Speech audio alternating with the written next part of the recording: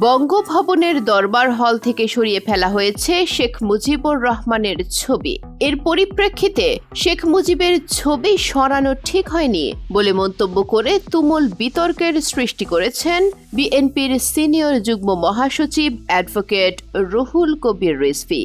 জাতীয় পর্যায়ে যাদের অবদান আছে তাদের স্বীকার করে উদার মানসিকতার পরিচয় দেওয়া উচিত বলে মনে করেন রিজভী।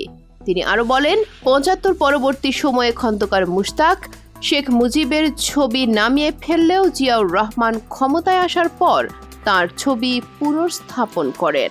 রিজভীর বক্তব্যের প্রতিক্রিয়ায় বৈষম্য বিরোধী ছাত্র আন্দোলনের অন্যতম সমন্বয়ক হাসনাত আব্দুল্লাহর ফেসবুক পোস্টে প্রকাশ পেয়েছে ক্ষোভ আর হতাশা।